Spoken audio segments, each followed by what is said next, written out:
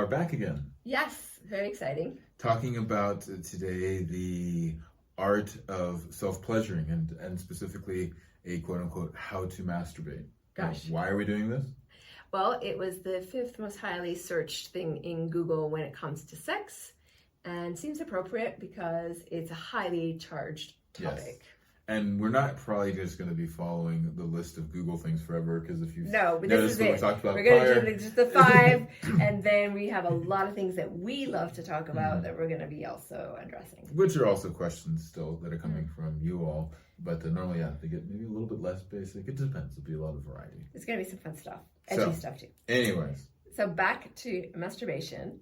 Not a word. I'm not a fan of the word. Can you tell us a little bit what it means? Well, the Latin actually, which is the root for masturbation, is masturbare, and masturbare is to defile oneself with the hand. Now, I could look it up to get into how it actually breaks down, and I'll probably do that after I forgot to before this, because I'm actually really interested in the etymology of the different phonemes of masturbare. But anyways, yes, in general, though, it means to defile oneself with the hands. And I think that if we think about this, there's 2 things that end up coming up when I hear that term, and maybe it's part of the reason why you don't like it. Is one, to defile oneself is to do something that's shameful.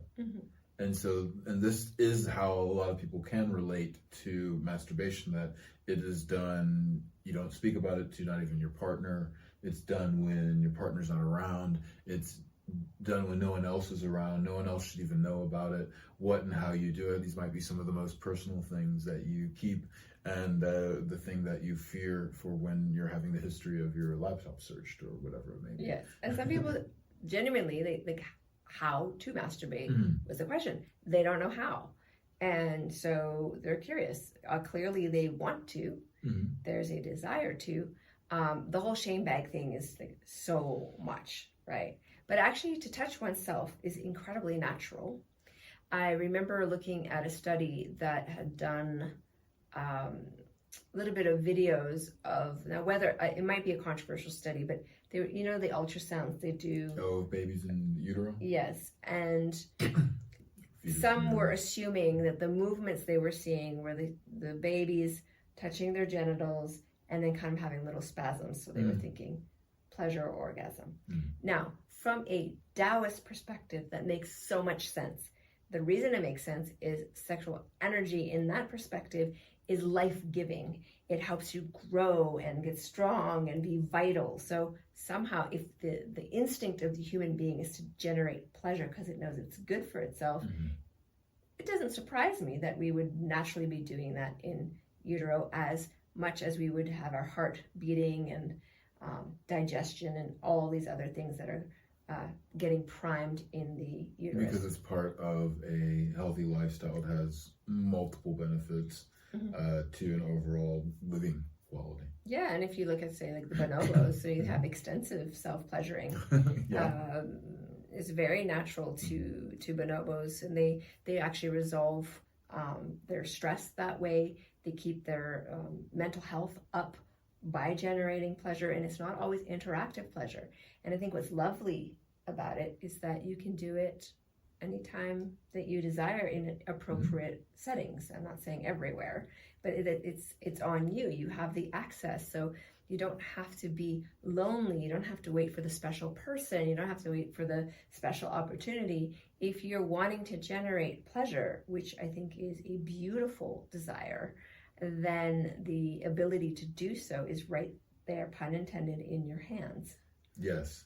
And another thing I like you speak a little bit about is the whole beggar's bowl. Maybe explain that a little bit and how that turns into, and how self-pleasuring is a part of that. And we promise you, we will tell you how to masturbate, but we're going to frame it as the art of self-pleasure. Okay. So we'll get to the how soon. Okay, so as a lover, your primary relationship, your primary lover, your deepest lover is actually yourself. And the reason for that is you're with yourself your whole life. You are the one who's actually generating in your body all sensations. painful ones, beautiful ones, orgasmic ones.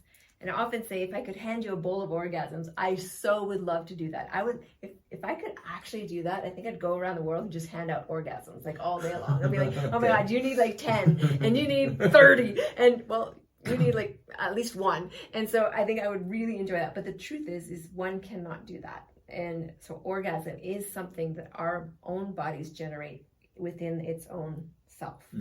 So the beggar's bowl idea is that we're always looking outside of ourselves for fulfillment. That I know many of my students had never touched themselves as children. And then as adults, they're like, no, I don't really want to do that. That's something my lover does to me. And then I ask them, what's the quality of the sex and the connection? It's not always that great.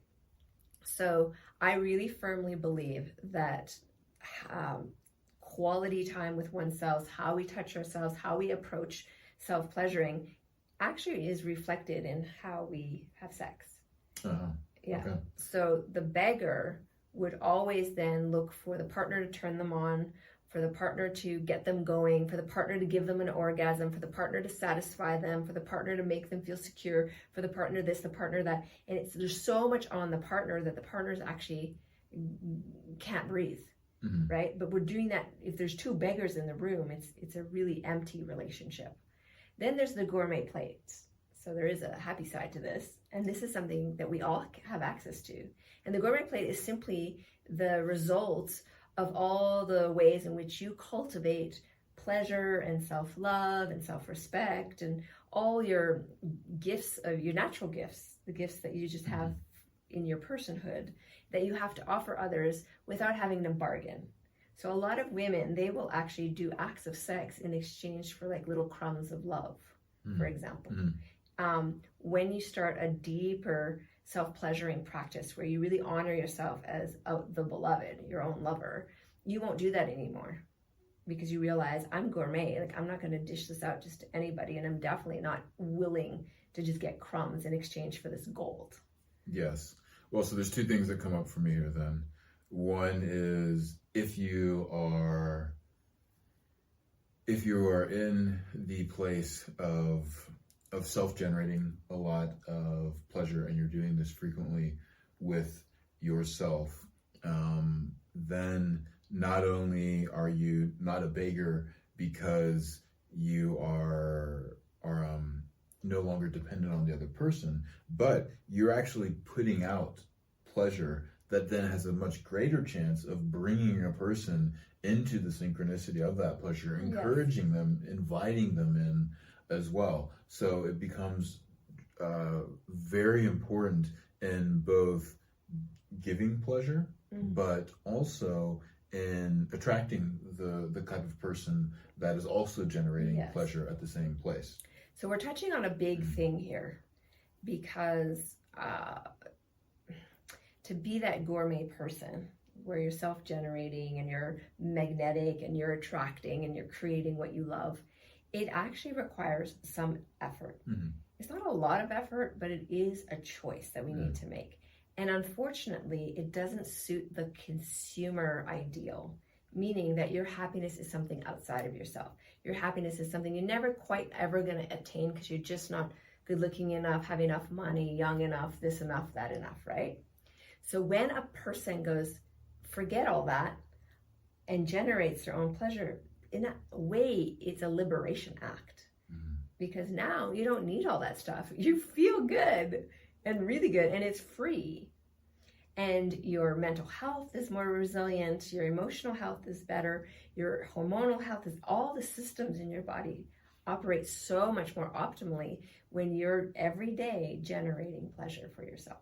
The number one predictor of well-being in a recent study after the isolations that people went into, the pandemic lockdown, exactly, was that it was remaining sexually active was the number one predictor of the overall well-being in terms of wellness, in terms of relational health, physical health, and yes, and then like overall physical well-being as well. And so these things were quite significant for helping people, particularly lowering levels of anxiety and then having overall happiness. Yes. So I think one of the most difficult things around self-pleasuring or masturbation is the guilt and shame that can arise from touching one's own body. Now, what's interesting is this is a learned thing, because little children, like babies even, when they touch their body, they touch their elbow, their nose, their bum, their poo. They touch everything kind of with the same level of curiosity. The genitals are not any more special than their nose. I mean, it's really just all sensation and experience.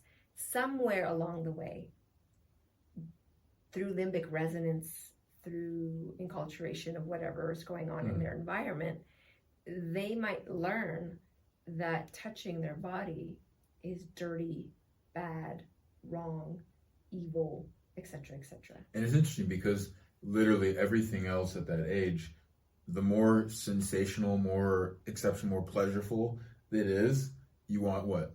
More. That's like one of the first yes, like you want to enjoy concepts people start to express is the concept of I want more of this. Yes. But for some reason though, yes, that is something that shuts off. Yes. So unfortunately, the parents are usually passing on their own parental, like the wounds from their childhood.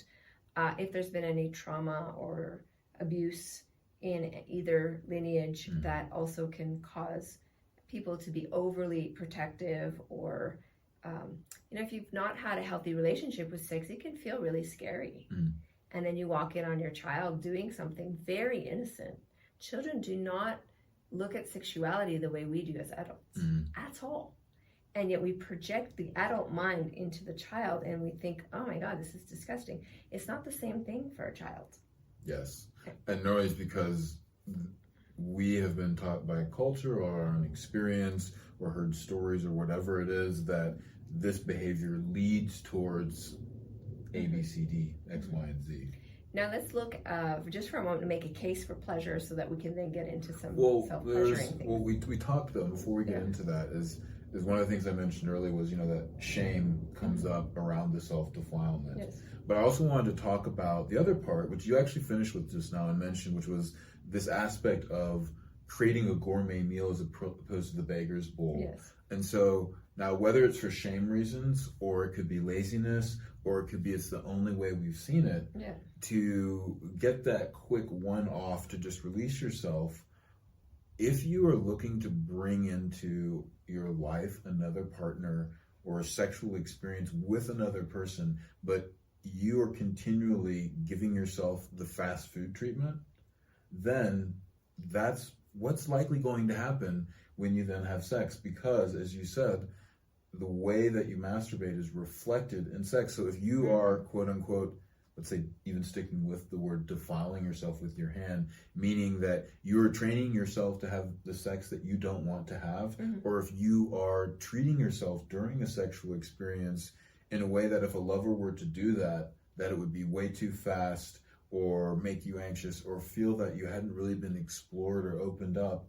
Well, if you do that to yourself, which is actually where I find the number one kind of quote unquote violation happens a lot of times of one's own body, is that we try and force our body to not even experience pleasure, but we force our bodies to then have these muscle contractions so we can go to sleep. And this actually introduces a lot of tension into the system that stays there. It also teaches us to kind of quickly go into an arousal state and then try and speed there and stop, or kind of numb out and then push beyond, and then it just kind of spirals from there. Whereas what we're talking about here, and now making the case for self-pleasuring, some of the things that change, and a big one is that as opposed to having that goal-oriented process of I want to have the orgasm and go to sleep, is let me follow the pleasure that I'm experiencing, which very well might lead you down the road of, I have this orgasm and then I fall asleep. Yes. Instead, you're checking in with meeting the body where it's at and then going on a journey with it. With the body. And that involves the ability to actually start off with the same way great lovers learn to listen to the person they're with. Yes. Is actually learning to deeply listen into your own body. Yes. So let's talk for a moment, because we're going to switch to explicit instructions soon. In a little bit. But let's talk for a moment about the reclamation of our own pleasure. And before we even touch the genitals, before we get sexual, there's the link, the bridge for me is the sensual. And this is for all bodies. I don't care who you are. Your senses is how we make sense of reality. So sensuality is how we make sense of reality. It's really important to understand that sensuality is essential. And by dumbing it down or turning it off, we actually create less safety. So a lot of the little girls I know, when we were women, they were little girls, they were basically encouraged to turn that off to keep them safe. The problem is when you turn your sensuality off, you don't notice things in your environment as well. So you're less safe. You're more safe if it's fully switched on. Yep. So the beginner step to how to masturbate, how do I self-pleasure, first is to realize I'm a sensual being and taking pleasure through the senses. So when you smell something you really like, notice it and participate in that experience or that moment. Say, oh God, that's so good. Even if you can't say that out loud, you can say it inwardly. Or maybe it's some kind of fabric touching you. For me, it's often like the breeze, like moving all across my neck or my face. So some kind of skin sensation. Could be taste, could be sight, could be sound. But any of the senses, pay attention to them and see if you can take a breath and notice and go, I love that song. And this just makes me feel so amazing. Or the taste of the strawberry is like incredible. Or the smell of your armpit, like whatever it might be, you know, these things that really give us joy. Notice it and allow it to exist. Take greater pleasure in it. Give yourself permission to have that. You are a sensual being. That's the first step. And I can start slowly retraining the psychosexual aspect of moving from the shame part, the shut down, the hiding, into a blossoming of, wow, I'm actually having a really sensual relationship with life. And the areas of my life that don't feel so nice, perhaps I'm going to reduce the percentage of time that I'm engaged with those things, like a really bad smell, for example, right? It's like if you're tolerating living in an area that's really stinky, at some point you might want to move because it's just like, this is unbearable. A lot of people tolerate horrible sounds and it actually shuts them down. And so, or if you can't get out, then that might mean finding the park and being aware of when flowers are blossoming to go for those. Or buying an essential oil where you can replicate a beautiful fragrance indoors. That invigorates you. Yes, exactly. So there's a lot of ways to invoke sensuality. So that's sort of step one, because then through the sensual is how we get to make love to ourselves. And touch is going to be a big way in which we do that before we ever even get involved with the genitals. Well, let's also take a look at, I think, where people have a tendency, maybe they'll recognize, oh, this isn't how I'm living, and see that the opposite is what happens, which is, I think, typically like, I'm stuck in my head is an expression for that. And it really is this more thoughts that are going on in the head, making strategies of what are the things that you need to do. And you're not, I think the popular term is you're not mindful, or another one is you're not present. But we don't talk about, well, then how does one become present? Does that just mean trying just to focus on one thing or not getting distracted? Exactly. And the one way to be very much in the here and the now is to engage, like you're saying, all of these senses. And this is a part of embodiment, which is the opposite of being stuck in your head. And what that also means on a scientific basis is that we're recently having a conversation with Dr. Porter on Brain Tap, and he was speaking about how, I think it was like 75%, 65% of the nerves of the body's nerves are in the brain. And however, that means though that the rest of the nerves are actually innervated throughout the body. And so when we talk about the mind, actually, the mind is embodied, meaning that it is drawing on all these nerves to help us conceptualize, conceive, understand, update our understanding, and stay then literally connected to our surroundings. And it's almost as if you see those martial arts movies where people are like sensing the shift in the wind, or like, you know, it's really connected to nature. It's like, yeah, I can smell the rain coming, and these really like connected to the land types. Like, this is a part of actually beginning to exercise this, yeah, by becoming mindful of the external sensations that are going on. Now, I think there's also another part to connect into, and maybe this is where we'll go with after the part that we talk about touch, is becoming aware of our internal sensations. The so interoceptive. Yes, exactly. So there's with the sensualization, you get proprioception, which is understanding where your body is in a physical space. Yes. But I think what you're talking about is even further, because it's not just where your body is physically, it's also where it is in terms of the smells physically, where it is in terms of the sight, where all these senses connect, the sounds. And so you're much more immersed. But there's also then this sense of the internal world that starts to happen, where you begin to come deeply in tune with this, and you'll start to notice that you are not only not dependent on the external world, but you can interact and learn with your internal system, so that you're also not a slave to, today I just feel horrible, or I'm kind of like, I can't really help what it is that's happening inside. When you actually get in touch with what's going on inside, as opposed to disconnecting from this part, you'll get more sensation, but you're also going to start noticing that you get a lot of guidance. And I think this is a big, important step in the self-pleasuring, is that your inner pleasure, your internal sensation, your inner state, and the ability to even be in a bad inner state and then start to shift it with self-pleasuring, then, and not bypassing what's happening, but actually like kind of moving through that, becomes an extremely important skill that then, where now all of a sudden, as opposed to depending on the external, we actually have a compass from the inside, which we can create an internal felt state change difference that then will actually influence and change things even around us in not so great environments. That's a lot for someone who just wants to touch the genitals. Yes, but you know what? When you go on that journey and you start to follow your pleasure, it can take you in lots of wonderful places. It's true. I'm just making fun because we're talking a lot of concepts here. We haven't just said, okay, put your hand on your genitals and move this way. You know, it's been like 24 minutes and we haven't even given a technique yet.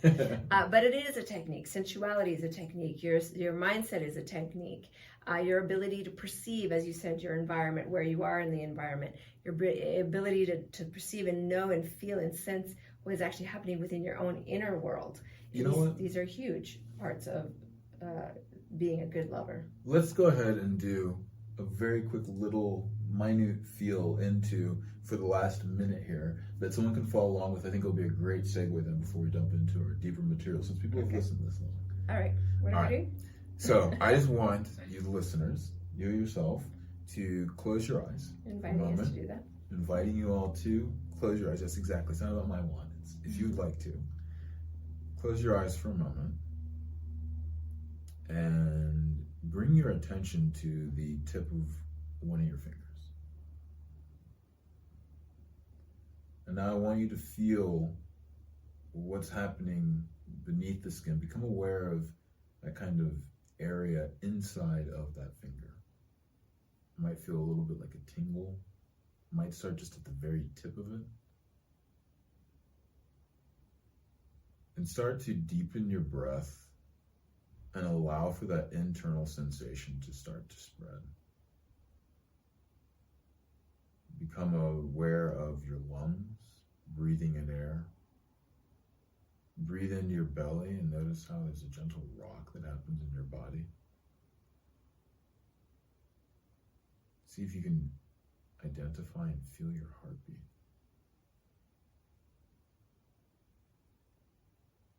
Now keep that felt internal state and notice the temperature around you. Keep breathing and notice the temperature on the outside of your skin.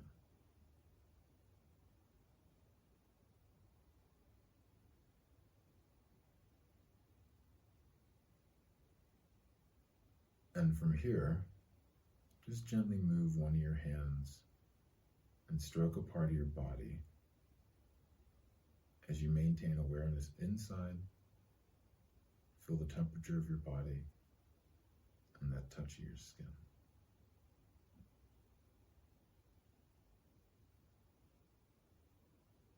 Notice your hearing, the taste in your mouth. And let's gently come back as we wrap this up. If you can start to maintain that state and allow your touch then to begin to go towards the genitals and maintain that large sense of awareness, inside, outside, this is a great place to start. And it feels like erotic innocence. So it's a good thing to leave people with is the curiosity of what would actually feel good if this hand started to move. Exactly, and that the whole body is an erogenous zone. So it's not just the genitals. So actually to be an excellent lover is also to know and activate your whole body. And of course the genitals are delicious. There's so much deliciousness in other parts of the body as well. Yes. All right, should we jump into the... Let's do it. Yeah, okay. I'm excited. To join us for the complete and explicit version of the podcast, simply upgrade your membership and gain instant access.